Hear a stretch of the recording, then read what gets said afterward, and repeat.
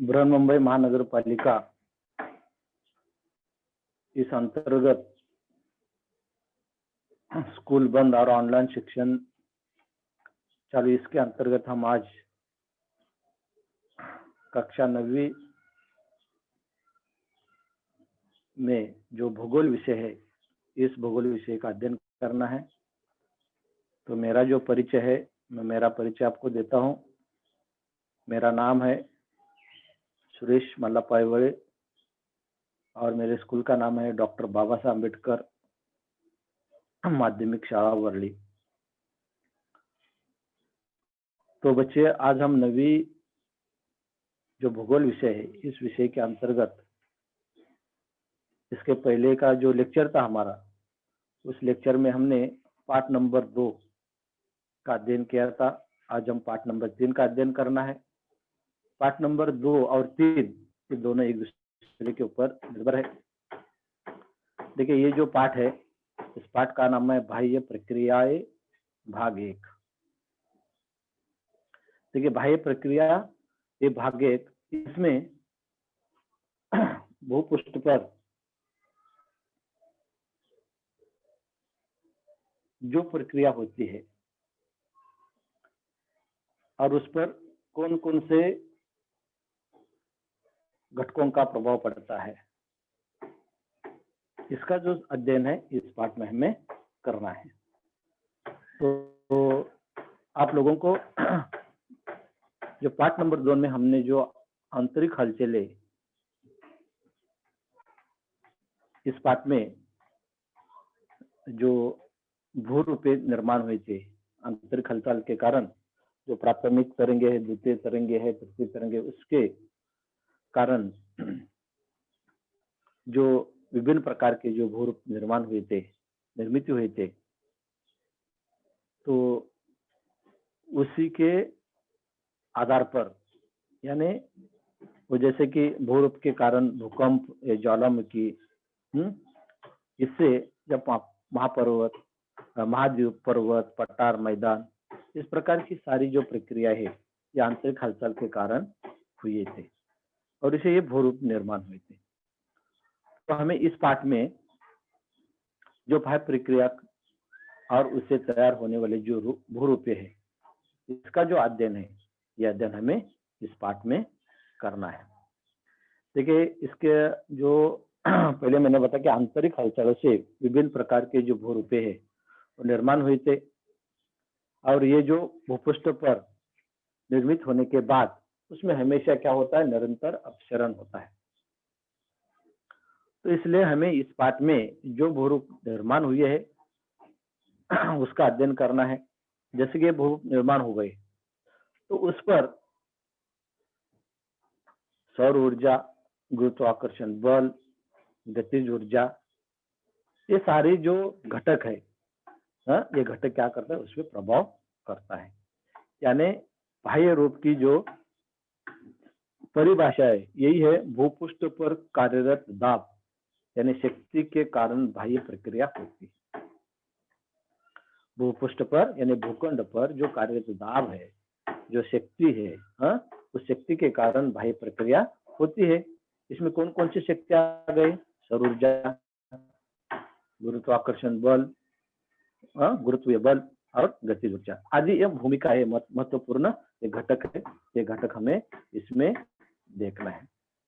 देखिए, इसमें आपको ये आपको देखना है, जैसे कि मैंने आपको बोला था कि आंतरिक हलचलों से पृथ्वी पर निर्मित होने वाले भूरूपे प्राथमिक और द्वितीय भूरूपे, बराबर है। इससे क्या निर्मित हो गए, महाद्वीप निर्मित हो गई है, पर्वत पठार निर्मित हो गए, मैदान निर्मित हो गए।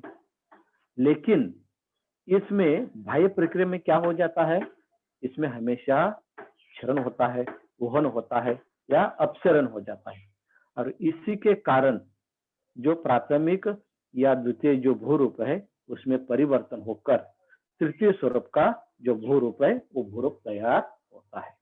ये आपको समझ में आया होगा, क्योंकि आंतरिक हलचल के कारण, बराबर है, आंतरिक हलचल यानी कौन सी, भूकंप है, ज्वालामुखी है, इसके कारण क्या क्या निर्मित हो गए, कई प्रकार के द्वीप निर्मित हो गए, बराबर है, मैदान, पठार, पर्वत निर्माण हो गए। लेकिन ये जो आंतरिक हलचलों के कारण होने के बाद अभी हम बाह्य प्रक्रिया का अध्ययन करें, तो बाह्य प्रक्रिया में क्या हो जाता है, तो इसमें क्या हो जाता है, ये अपक्षरण हो जाता है, अपक्षरण, वहन, अपक्षय, वहन, ये सारी जो क्रिया है, ये क्रिया होने के कारण जो प्राथमिक और द्वितीय भूरूप है उसमें परिवर्तन होकर तृतीय भूरूप की जो तैयार है, तृतीय भूरूप है उसका जो स्वरूप है वो स्वरूप तैयार होता है। जैसे कि बालू के टीले होते हैं, डेल्टा प्रदेश है, यू आकार की जो घाटी होती है, ये घाटी सारे ये जो है वो किसके कारण होता है, ये बाह्य प्रक्रिया के कारण ये आपको होता है। देखिए इसमें आपको ये मैं चित्र दिखा रहा हूँ, आकृति 1 पॉइंट,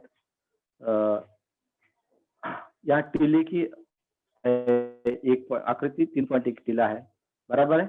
उसके बाद यहाँ नीचे दे रहे दिख रहे आपको, बराबर है क्या, यहाँ नीचे भी ये जो आकृति है, देखिए ये क्या है, भौतिक अपक्षय है, अपक्षय। आकृति 3.1 में क्या है, गुब्दाकार टीले, बराबर है। ये आकृति ये भी है, ये भौतिक अपक्षरण है। दूसरा छिन्न प्रकार के ये भौतिक अपक्षरण है, ये भौतिक है। तो इस प्रकार की जो चीजें है, ये चीजें जो होती है ये किसके कारण होते हैं, बाह्य प्रक्रिया के कारण होती है। देखो इसमें दूसरा भी ये जो चित्र है यानी जो आकृति है, इसमें आपको रासायनिक अपक्षय दिख रहा है, कहीं जैविक अपक्षरण जो दिख रहा है, क्योंकि ये जो सारी जो चीजें होती है ये बाह्य प्रक्रिया के द्वारा होती है। देखिए मैं आपको बताता हूं, यहाँ जो है चट्टानों का टूटना, कमजोर होना, ये प्रक्रिया होती है। ये किसकी प्रक्रिया होती है, ये प्राकृतिक प्रक्रिया के द्वारा होता है। जो भी चट्टान है, मैंने आपको ये जो चित्र दिखा रहा है, आकृति दिखा रहा है, ये रासायनिक अपक्षय है, ये रासायनिक अपक्षय है, ये जो है जो जैविक अपक्षय है। और इस प्रकार की जो जैविक अपक्षय है, रासायनिक अपक्षय है, ये किसके कारण होता है, ये सारी जो चीजें है ये प्राकृतिक जो प्राकृतिक घटक है, यानी प्रकृति से ये सारी चीजें होती है। देखिए इसमें आपको मैं दिखाया है कि देखिए प्राकृतिक घटकों के कारण जो चट्टानों का टूटना, कमजोर होना, ये प्राकृतिक प्रक्रिया होती है और उसे ही क्या कहते हैं, अपक्षय कहते हैं।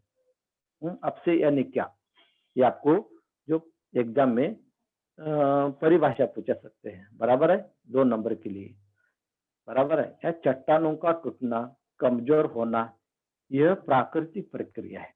ये कौन सी प्रक्रिया है, प्राकृतिक प्रक्रिया है और इसे ही क्या कहते हैं, हम अपक्षय कहते हैं।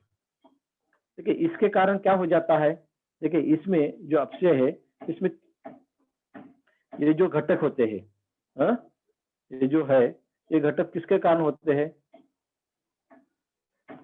ये देखिए अपक्षय भौतिक, रासायनिक और जैविक, ये 3 प्रकार के है, बराबर है, समझ में आया। देखिए अपक्षय कितने प्रकार के हैं, मैंने पहले आपको चित्र में दिखाया था। पहला रासायनिक है, भौतिक है, उसके बाद ये जो जैविक घटक, ये जो चीजें है ये प्राकृतिक प्रक्रिया के द्वारा होने के कारण उसे क्या कहते हैं, अपक्षय कहते हैं।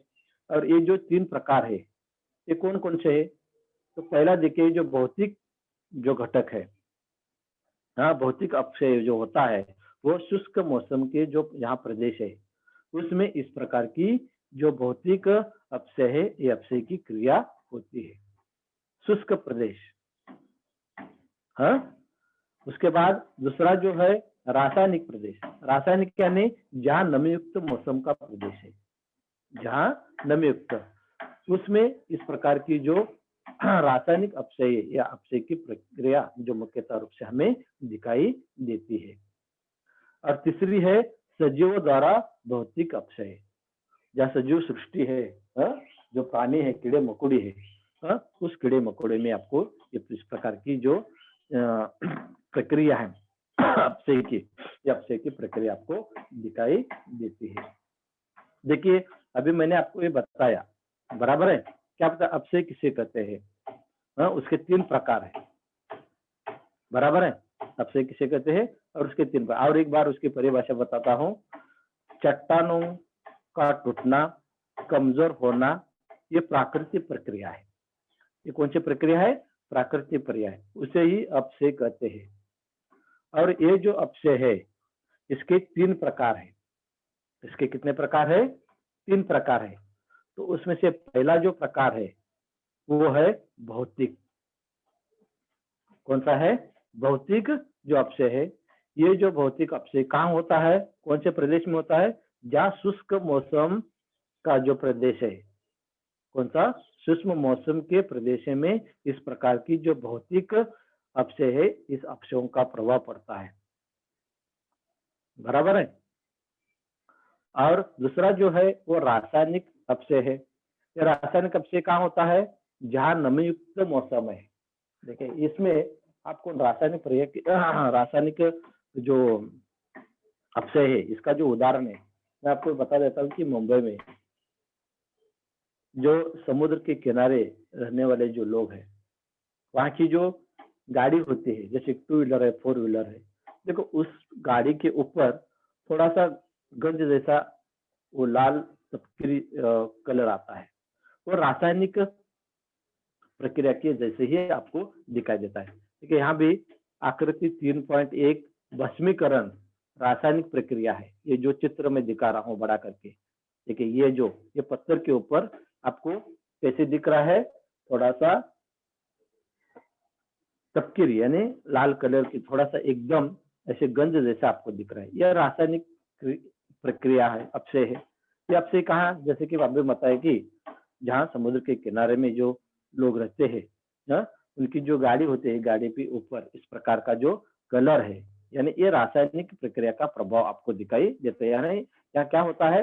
ये जो है नमी युक्त प्रदेश है, बराबर है। तो नमी युक्त प्रदेश में इस प्रकार की जो घटनाएं होती है। शुष्क प्रदेश, शुष्क प्रदेश में आपको भौतिक प्रदेश का भी पता है। अभी जैविक प्रदेश में या सजीवों द्वारा, जैसे कि यहाँ जो दिख रहा है कि ये जो कीड़ा है, मकोड़े है, ये कीड़े मकोड़े क्या है? इस प्रकार के जो जैविक जो अपक्षय प्रकार के ये जो चित्र है ये आपको आकृति में दिख रहा है, बराबर है। इसके बाद देखिए हमें जो ये जो 3 प्रकार देखने के बाद बाह्य प्रक्रिया कैसे निर्माण होती है, उसके लिए क्या क्या होता है, उसके बाद उसकी जो परिभाषा है ये परिभाषा देखा। इस परिभाषा देखने के बाद उसके जो बाह्य प्रक्रिया के द्वारा प्राथमिक और द्वितीय जो भूरूप है, उसमें क्या होता है? निरंतर परिवर्तन हो गया। वो परिवर्तन किसके कारण हो गए? अपक्षरण, अपक्षय, क्षरण, वहन, बराबर है। इसके कारण होने के बाद जो बालू के टीले निर्माण हो गए, डेल्टा प्रदेश निर्माण हो गया, और उसके बाद यू आकार की घाटी भी वहां निर्मित हो गई। उसके बाद हमने ये जो देखा, ये जो अपक्षय किसे कहते हैं, उसके घटक जो 3 प्रकार है, ये 3 प्रकार हमने अध्ययन किया। इसके बाद देखिए आपको अगला जो है, ये जो दिखा रहा हूं, देखिए इसमें हमें क्या करना है। देखिए ये जो चित्र आपको दिख रहा है, ये जो आकृति दिख रहा है, ये आकृति किसकी दिख रहा है आपको? ये जो आकृति आपको अपक्षय की आकृति दिख रही है। जैसे कि प्याज देखा आपने, प्याज का उदाहरण ले लो। जो प्याज है, प्याज को बराबर बीच में काट लेना। काटने के बाद उसकी जो छिलके है, वो छिलके हमको वो निकलते हैं, बराबर है। तो उसका ही ये उदाहरण देकर, ये जो प्याज है, प्याज का ही उदाहरण देकर उन्होंने क्या किया है? इस प्रकार का जो आकृति है, उस प्याज के आकृति के हिसाब से ही उन्होंने देखा कि देखिए जो प्याज के जो छिलके है, वो छिलके जैसे अलग हो जाते हैं, उस वैसी ही ये प्रक्रिया ये प्राकृतिक में खुले पड़े हुए ये जो चट्टान है, वो चट्टान पे होती है, बराबर है।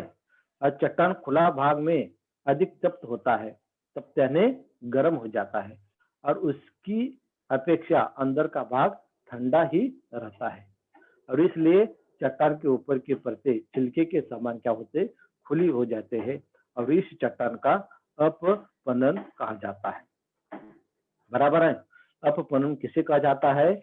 जो जमीन है, जमीन पर जो भी चट्टान है, जो भी घटक पड़े हैं, उसको क्या हो जाता है, वह सूर्य प्रकाश के कारण, बराबर है, या ऊपर का जो हवा है, तापमान है, बराबर है, इस तापमान के कारण जो चट्टान है, वो चट्टान क्या हो जाता है, तप्त हो जाता है, तप्त यानी गर्म हो जाता है, बराबर है।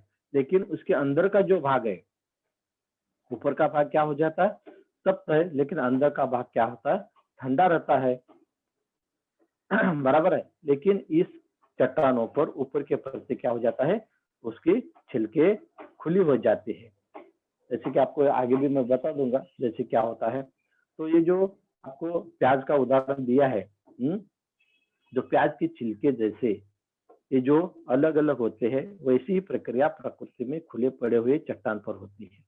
चट्टान खुले भाग में अधिक तप्त होता है, बराबर है, और उसकी अपेक्षा अंदर का जो भाग है वो ठंडा होता है, और इसलिए चट्टान के ऊपर की छिलके, ये जो परतें है, ये परतें छिलके के समान खुली हो जाती है, और इस प्रकार का अपपनन उसे कहा जाता है। और इस प्रकार के जो चट्टान होते हैं, वो चट्टान को क्या कहता है, अपपन कहा जाता है। ये जो प्याज का उदाहरण है, वो प्याज का उदाहरण के अनुसार ये आपको मैंने ये बताया है। देखिए, इसके जो अपचरण है, भौतिक अपचरण, जो मैंने अपचय का जो उदाहरण आपको बताया, इस भौतिक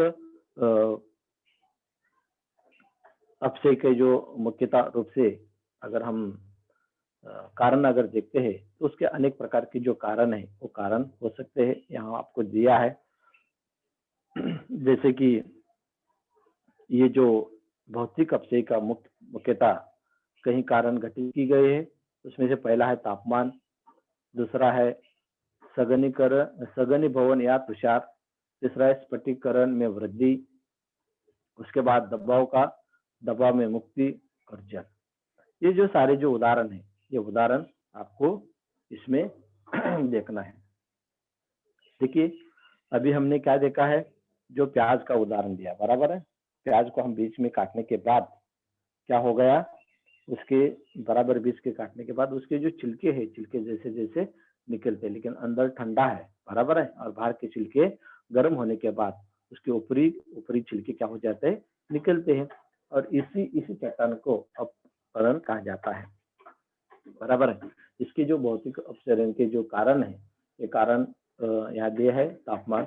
ये तापमान का ये जो भौतिक अपक्षरण क्या प्रभाव पड़ता है, ये देखिए, बढ़ते तापमान का चट्टान के खनिजों पर प्रभाव पड़ता है। बराबर है, जो खनिज है, बराबर है, चट्टान के जो खनिज है, इस खनिज पर जो तापमान है, इस तापमान का प्रभाव पड़ता है। कैसे प्रभाव पड़ता है? क्योंकि इसके कारण खनिज का प्रसरण होता है।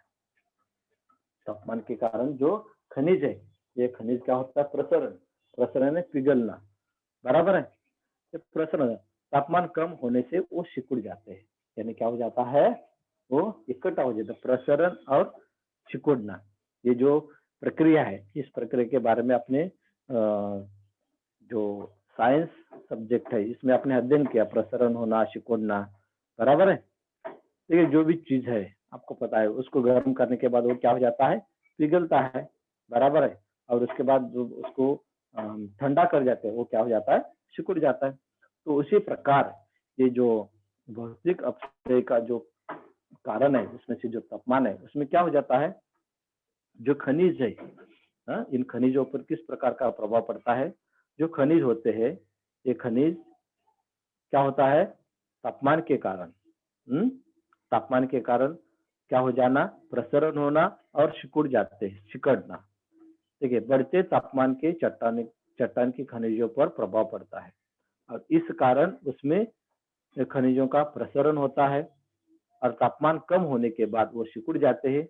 ऐसी जो निरंतर प्रक्रिया होती है, हाँ, कौन सी निरंतर प्रक्रिया? प्रसरण होना, सिकुड़ना, ये चट्टानों के कोनों में तनाव निर्माण करता है। देखिए जो चट्टान है, इस चट्टानों के जो कण होते हैं, इस कोनों में क्या होता है?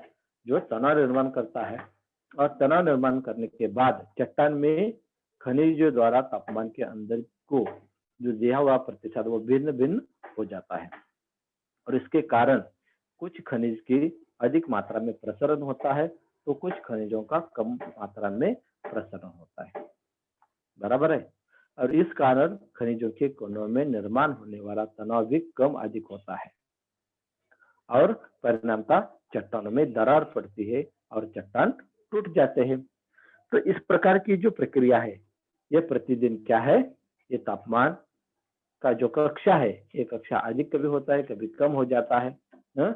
और इस प्रकार की जो प्रक्रिया होती है, इस प्रकार की प्रक्रिया होने के कारण ये जो चट्टान है, ये चट्टान पर कभी सिकुड़ना, कभी प्रसरण होना, बराबर है।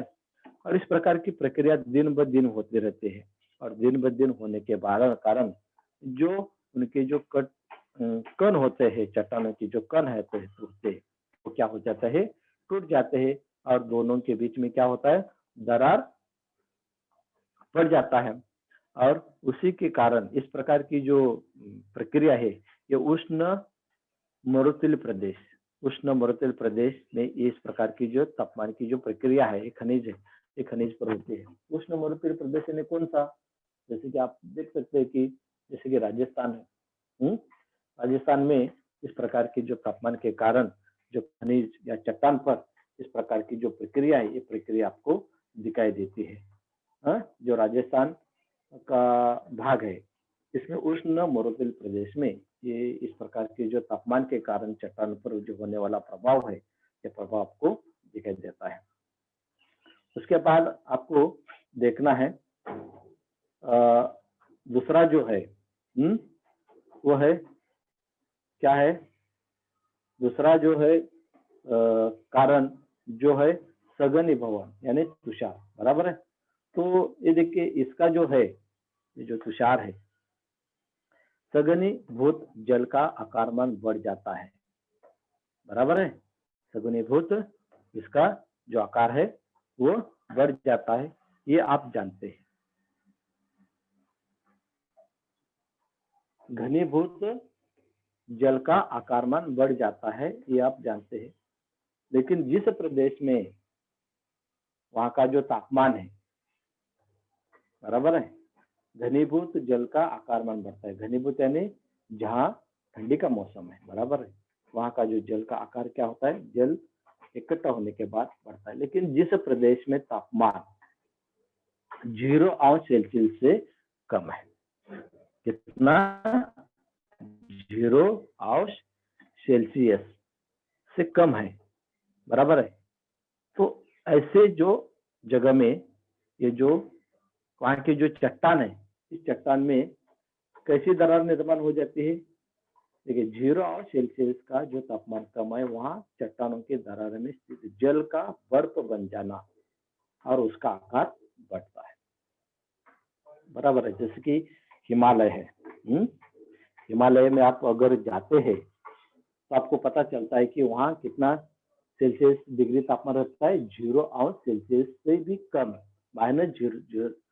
इस प्रकार इस प्रदेश में अगर हम देखते हैं जो चट्टान है, उसमें जो जल का जो है क्या हो जाता है? बर्फ बन जाता है और उसके आकार कैसे होते हैं?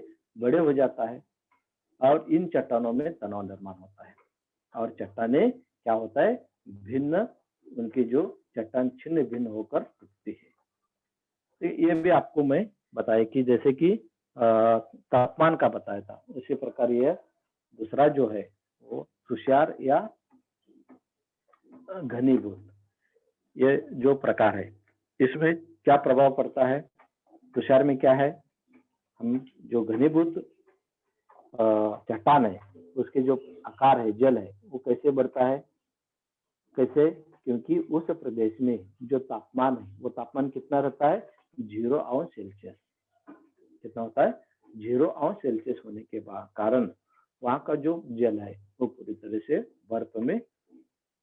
बर्फ बन जाता है और उसका जो आकार है वो आकार क्या हो जाता है, बढ़ता है, और जिससे चट्टानों का जो तनाव है, तनाव निर्माण हो जाता है और वहां के जो चट्टान है वो छिन्न होकर वो टूटते हैं। तो इस प्रकार ये जो भौतिक अपक्षय का ये जो कारण है ये कारण हो गए। उसके बाद अगला जो कारण है वो कारण है रासायनिक घटकों की विद्रुपता और स्फटिकीकरण में वृद्धि। ठीक है, स्फटिकीकरण की वृद्धि में कैसे, ये जो स्फटिकीकरण जहाँ समुद्र का किनारा है, जहाँ समुद्र के लहरें आते हैं, समुद्र के लहरें जहाँ कर टकराती है तो उस जगह में इस प्रकार के जो स्फटिकीकरण है, इस स्फटिकीकरण में वृद्धि होती है। देखिए आप जो समुद्र का किनारा है जैसे कि दादर, मरीन ड्राइव, बराबर है, इस जगह आप जाते हैं, जो समुद्र का जो किनारा है, तट है, उसमें बड़े बड़े पत्थर डाले हैं। देखो बड़े बड़े क्या है, पत्थर डाले हैं। उस पत्थर पर क्या होता है, जो समुद्र के जो लहरें है वो क्या आकर क्या करते हैं, टकराते हैं, और टकराने के कारण वहां का जो पत्थर डाले हैं उन्होंने अलग अलग प्रकार के जो पत्थर बनाकर, उसमें आप देखिए तो ये जो आकृति दिख रहे हैं आपको, ये सामने की जो आकृति दिख रहा है, आकृति 3.3 क्षारयुक्त स्फटिकीकरण, बराबर है, ये क्षारयुक्त स्फटिकीकरण का ये चित्रण है। जैसे ये चित्र में दिखाया है, आकृति में दिखाया है, जो समुद्र के लहरें क्या होते हैं, आते हैं और उस पत्थर को टकराते हैं और फिर वापस चले जाते हैं। और इस पत्थर को टकराने के बाद इस प्रकार के जो पत्थर में छोटे छोटे जो पानी के जो कण है, वो पानी की जो जल की जो कण है, वो कण क्या होते थे, उसके अंदर रह जाते हैं और बाद में क्या हो जाता है, उस पानी का बाष्पीभवन हो जाता है, और बाष्पीभवन होने के बाद वो जो छोटे छोटे इस प्रकार की जाली जैसा जो आकृति है, ये आकृति आपको दिखाई देती है। देखिए आपको इसका विश्लेषण मैंने अभी बताया, फिर भी और एक बार बताता हूँ। समुद्र तट पर जहाँ चट्टानों का भाग होता है वहाँ समुद्री लहरें जल को टकराती है, बराबर है, सागरी जल के तुषार चट्टानों में टकराते हैं। ये जल लवण युक्त होता है और कुल जल चट्टानों में घुसते हैं। मैंने वही बताया कि जो लहरें आकर उसको टकराती है और टकराने के बाद कहीं जल के जो कण है उसमें क्या हो जाता है, वो चट्टान पर रहते हैं, रिश्ता यानी उसमें रहते हैं, और वो क्या हो जाता है, सूरज की गर्मी से ये जल का बाष्प में क्या होता है, जल निकल जाता है। जैसे कि तापमान है, नहीं बाष्पीभवन, मैंने आपको बताया कि जो सूर्य के गिरने के कारण ये जो जल है उसका बाष्प होकर वो निकल जाता है और जल में स्थित लवण का स्फटिकीकरण होता है। वहां के जो पत्थर होते हैं वो पत्थर क्या हो जाता है, टूटते हैं और स्फटिक अधिक घृत व्याप्त करता है। देखिए इस प्रकार से ये जो स्फटिक होने के कारण ये जो चित्र में दिखाया है, उसी प्रकार वहां ये जाली जैसे या जहां पानी था, बराबर, जहां पानी रुका था उसकी जगह सूर्य के किरण के कारण वो बाष्प हो गया, और बाष्प होने के बाद वहां का जो पत्थर है वो पत्थर क्या हो जाता है, टूट जाता है, और यही जो क्रिया है ये स्फटिकीकरण क्रिया कहते हैं। स्फटिक अधिक जगह व्याप्त करता है। देखिए इससे चट्टानों का निर्माण होता है, चट्टानों के ऊपर छिद्र तैयार होते हैं। देखिए ये छिद्र बोलते हैं, इसको क्या बोलते हैं, मैंने जाले जैसा बोल, लेकिन उसको छिद्र तैयार होते हैं। परिणाम स्वरूप चट्टानों का पृष्ठभाग मधुमक्खियों के पत्ते जैसे दिखाई देती है। देखिए मधुमक्खी को आपने चित्र देखा है, बराबर है, तो उसी प्रकार ये जो स्फटिकीकरण है, इस स्फटिकीकरण में वृद्धि होती है। आपको समझ में आ गया ना, जैसे कि स्फटिकीकरण में वृद्धि कैसी होती है, जो समुद्र की लहरें है वो समुद्र की लहरें जैसे आकर टकराती है पत्थर को, हाँ, समुद्र के किनारे जो टकराने के बाद जहाँ वो जो समुद्र के किनारे के जो पत्थर होते हैं, जो चट्टान होते हैं, उस चट्टान पर क्या होता है, पानी के जो कण होते हैं, वो कण क्या होते हैं, वहाँ रहते हैं। रहते हैं यानी रिसाव, उसको क्या कहते हैं हम, कुछ जल चट्टाने पर क्या होता है, रिश्ता यानी रुकते हैं। और वो जो कण होते हैं पानी, वो क्या हो जाता है, सूरज की किरणों के कारण गर्म होकर वो बाष्प होकर निकल जाता है। वो जल क्या हो जाता है, निकल जाता है। और इसके कारण वहाँ क्या हो जाता है, स्फटिकीकरण होता है, यानी वहाँ के जो पत्थर के कण होते हैं वो टूट जाते हैं। बराबर है। ऐसे जो चट्टान यानी जो ऐसे जो चट्टान के कारण, जो तनाव के कारण वहाँ निर्माण हो जाता है। और उसमें इस प्रकार के जो छिद्र है, छिद्र बनते हैं। या छिद्र का भी आपको उदाहरण दिया है कि, और उसका जो परिणाम है, आप देखते हैं कि उसका जो पृष्ठभाग है, वो पृष्ठभाग मधुमक्खियों के छत्ते जैसे दिखाई देते हैं। कैसे दिखाई देते हैं, मधुमक्खियों के छत्ते जैसे दिखाई देते हैं। इसके बाद देखिए अगला जो है, जो पॉइंट्स है उसमें कौन सा, भौतिक अपक्षय का जो कारण है उसमें से है दबाव मुक्त, प्रभाव मुक्त। दबाव मुक्त, प्रभाव मुक्त यानी क्या है, देखिए चट्टान में तनाव केवल तापमान और स्फटिक का बढ़ना, यह जल रिसना, इन प्रक्रियाओं की वजह से नहीं है। देखिए दबाव मुक्त यानी क्या, जैसे अभी तक मैंने बताया कि कहीं स्फटिकीकरण होता है, कभी तुषार के कारण होता है, घनीकरण के कारण, या तापमान के कारण होता है।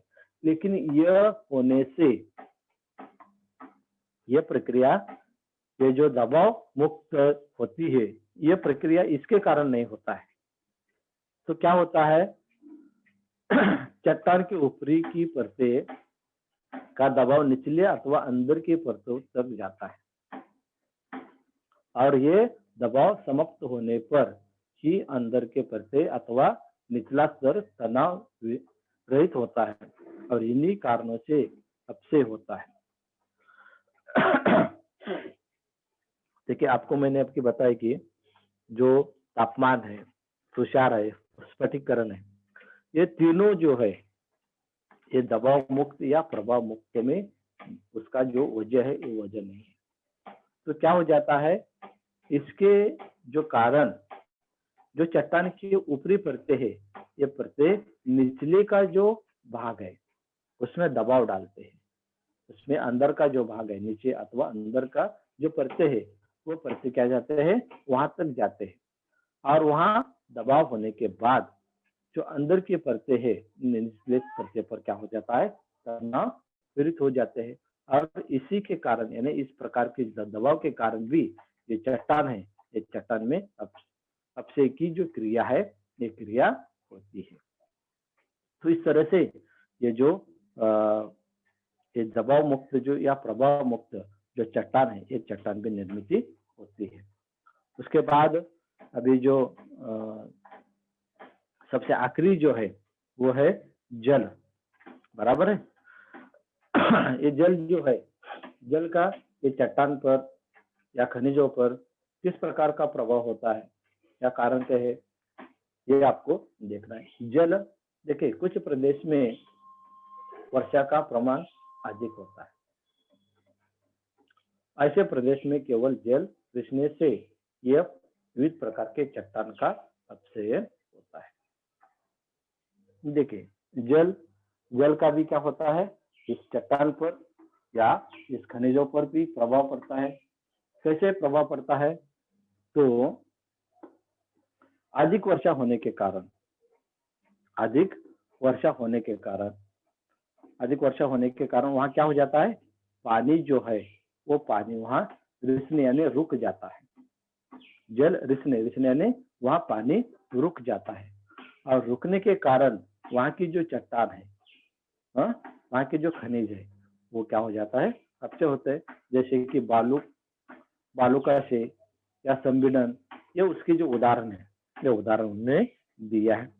जैसे कि आपको पता है, बालू का में क्या होता है, जैसे कि आपको मैं यहाँ दिखा रहा हूँ।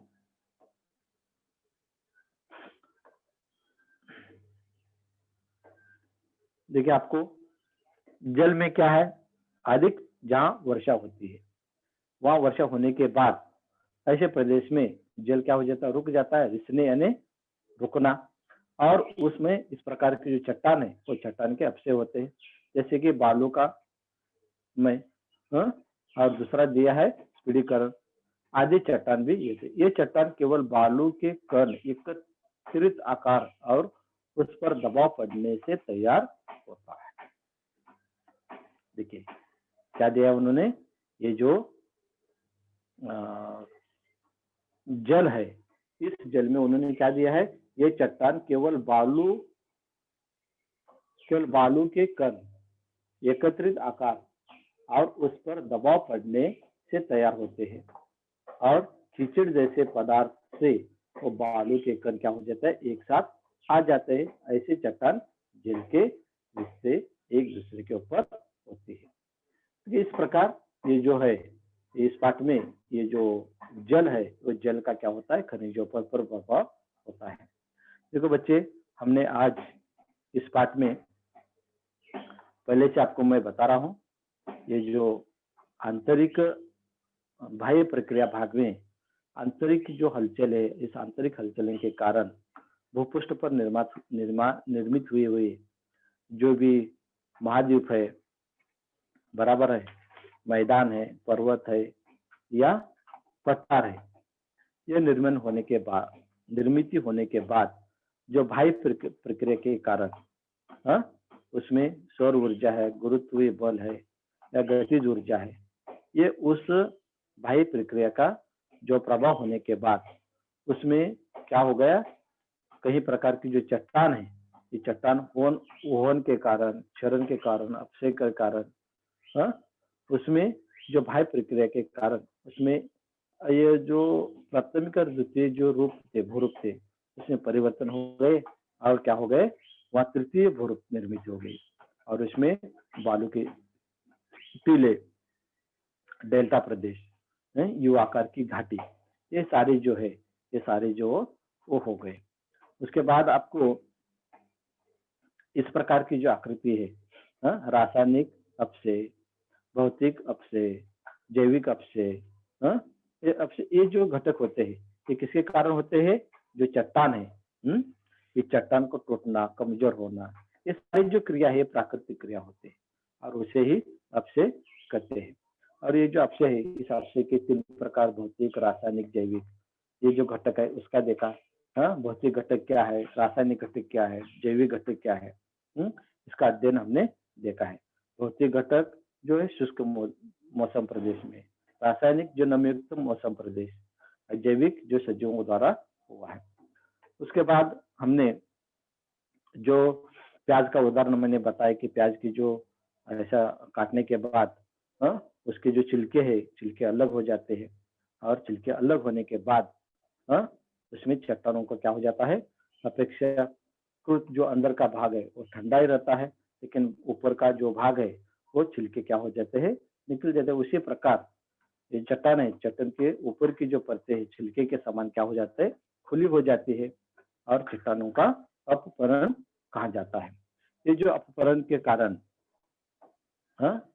जो चट्टान है, वो चट्टान क्या हो जाता है, अपपरण हो जाता है, चट्टानों का अपपरण कहा जाता है। कैसे, प्याज के जो उदाहरण दिया है, इस प्याज के उदाहरण के कारण ये जो चट्टान है, चट्टान में भी क्या हो जाता है, अपक्षरण होता है। इसके जो कारण होते हैं, इसके जो भौतिक अपक्षय के जो प्रमुख 3-4 कारण है, उसमें तापमान, सघनीभवन, पौष्टिकीकरण, दबाव का मुक्त, जल, इसका जो अध्ययन है, ये अध्ययन हमने इस पाठ में देखा है। देखो बच्चे, इस तरह से इस पाठ में हमने बाह्य प्रक्रिया का जो होने वाले जो घटक है, इसका अध्ययन किया है। चलो बच्चों, अगर आपको कुछ डाउट्स है या कुछ पूछना है तो आप क्या करो, पूछ सकते हैं।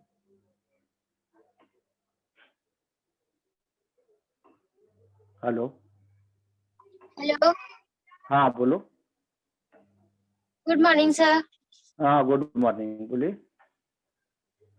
सर, हम लोग को कैसे पता चलेगा कि ये भूरूप प्राथमिक तरंगों द्वारा निर्मित हुआ और ये भूरूप द्वितीय तरंगों द्वारा निर्मित हुआ है? कौन से प्राथमिक? नहीं नहीं, देखो, जैसे कि जैसे ये, हाँ हाँ बोलिए, हाँ बोलो। जैसे कि उसमें दिया था ना कि हमें वो क्या तुम जानते हो, उसमें दिया था कि हमें आंतरिक हलचलें के प्राथमिक तरंगों और द्वितीय तरंगों से पता चलता है कि ये भूरूप कौन से, मतलब उसमें क्या तुम जानते हो, उसमें दिया था ना। हाँ तो हम हाँ, लोग को देखिए कैसे पता अंतर, चलेगा कि प्राथमिक हाँ तरंगों द्वारा निर्मित हुआ है और द्वितीय हाँ तरंगों? सुनो, हाँ सुनो, देखिए आपको मैं ये जो एक मिनट, ये देखो यहाँ दिया है, पहला देखो, आंतरिक हलचल पहले पार्ट देखा, बराबर है। हाँ, आंतरिक हलचल यानी भूकंप या ज्वालामुखी, बराबर है। ज्वालामुखी और भूकंप से क्या होता है? महाद्वीप तैयार होते हैं, पठार तैयार होते हैं, मैदान तैयार होते हैं, बराबर है। हाँ बराबर है ना? हाँ। हाँ तो उसके बाद क्या हो गया? देखिए उस पर जो भी है, जैसे कि महाद्वीप है या मैदान है, हाँ, चट्टान है, बराबर है, पर्वत है। अगर पर्वत मान लीजिए, पर्वत का उदाहरण लीजिए, पर्वत का बाह्य प्रक्रिया का क्या है? जैसे कि सौर ऊर्जा है, गुरुत्वाकर्षण है, हाँ?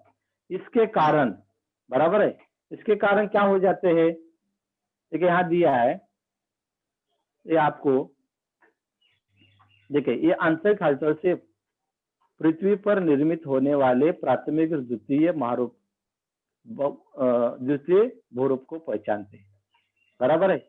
ये सारी जो क्रिया कैसे होते हैं? अपसे, वहन और क्षरण की क्रिया के होते हैं। ठीक है, इसमें से जो होते हैं, ये जो प्राथमिक और द्वितीय भूरूप है, कौन से भूरूप है? जैसे कि महाद्वीप है मान लीजिए, या पर्वत है, पठार है, हाँ? उसमें क्या हो जाता है? परिवर्तन होता है। किसके कारण परिवर्तन हो जाता है? अपक्षय के कारण, क्षरण के कारण, वहन के कारण, उसमें परिवर्तन होकर ये बालू के टीले कहाँ हो जाएंगे? बालू के टीले कहाँ जहाँ हो जाएंगे? जहाँ बालू का मय प्रदेश है, जैसे कि राजस्थान है, बराबर है। हाँ सर। बराबर है क्या? हाँ, उसी प्रदेश में ये टीले निर्माण हो जाएगी, या दूसरी जगह में हो जाएंगे क्या? नहीं होगा। हाँ बराबर है। तो इस प्रकार ये जो टीले है या डेल्टा प्रदेश है, हाँ, ये वो आकार की जो घाटी है, तो उसी प्रदेश में, जहां प्रदेश में जिस प्रकार,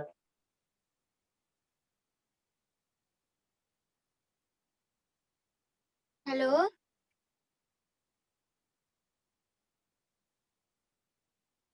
मैंने आपको बताया कि ये जो बालू के जो टीले होते हैं, बालू के टीले कहाँ निर्माण हो जाएंगे?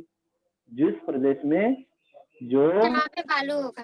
हाँ बालू होगा, उसमें हो जाएगा। यू आकार की घाटी का प्रदेश कैसा? डेल्टा प्रदेश कैसे? जिस प्रदेश में वो चट्टान रहेगी, उसी प्रदेश में इस प्रकार के जो प्रदेश है, हाँ, उस प्रदेश से यह निर्मित हो जाएगी। समझ में आ गया?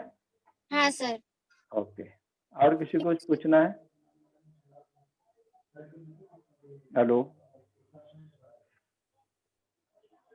Hello, hello. Hello sir, good morning. हाँ गुड मॉर्निंग, बोलिए। सर, दबाव मुक्त प्रवाह मुक्त क्या होता है? हाँ, दबाव मुक्त, बराबर है। जो मैंने बोला है कि जो तापमान है, बराबर है, हाँ, तापमान, हाँ सर। स्फटिकीकरण और तुषार का जो यह है घनी, पानी का घनी, बराबर है। इसमें क्या हो जाता है? इस पर पूरे चट्टानों पर प्रभाव होता है। लेकिन ऐसा ही नहीं, कई प्रकार के जो चट्टान होते हैं, जैसे कि मैं आपको क्या बता रहा हूँ, एक सेकंड,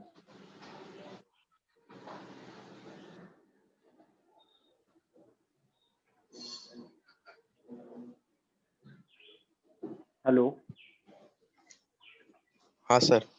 हाँ, देखिए इसमें आपको मैंने क्या बताया, कि तापमान स्फटिकीकरण, ये जो क्रिया होती है, ये क्रिया जो दबाव मुक्त है, यानी इसमें दबाव मुक्त यानी निचले भाग तक नहीं जाते, बराबर है। यहाँ है कि चट्टान में तनाव केवल तापमान स्फटिकीकरण को बढ़ाना या जल रिसाव, इन प्रक्रिया की वजह से होता है। चट्टान पर उस चट्टान के ऊपर परत के दबाव निचले अथवा अंदर के परत तक पहुंचती है। यहाँ जो अंदर के परत तक पहुंचने के बाद यहाँ का जो दबाव है, दबाव पर समाप्त हो जाता है, और समाप्त होने के बाद अंदर की जो परतें है ये निचले स्तर पर तनाव रहित हो जाता है, और ऐसे ये जो तनाव है ये दबाव मुक्त हो जाते हैं। यानी स्फटिकीकरण तापमान और बाह्य जो प्रक्रिया है, इस बाह्य प्रक्रिया पर इसका प्रक्रिया के वजह से नहीं, लेकिन अंदर के भाग तक ये जो दबाव जाते हैं और अंदर की जो परतें होते हैं, ये परतें क्या हो जाता है, अलग से हो जाते हैं या उसके निचले स्तर पर वह तनाव रहित हो जाते हैं। तो इस तरह से ये जो तापमान का ही या स्फटिकीकरण का या जल के कारण उसका कोई प्रभाव होता ही नहीं, लेकिन अंदर तक जाने के बाद वहाँ के जो स्फटिक होते हैं, जहाँ वहाँ के जो निचले की जो परतें होते हैं, हाँ, वो परतें क्या हो जाता है, उसका जो तनाव है, तनाव रहित हो जाता है। ठीक है, थैंक यू सर। हाँ, और किसी कुछ पूछना है? देखिए, आज हम ये जो लेक्चर है, इस लेक्चर का अध्ययन किया। अभी कल से आपको दिवाली की छुट्टी है, तो सब दिवाली की छुट्टी का एंजॉय करो, हाँ, और दिवाली छुट्टी के बाद फिर हम क्या करते हैं, दोबारा मिलते हैं। ओके, बाय बाय सबको।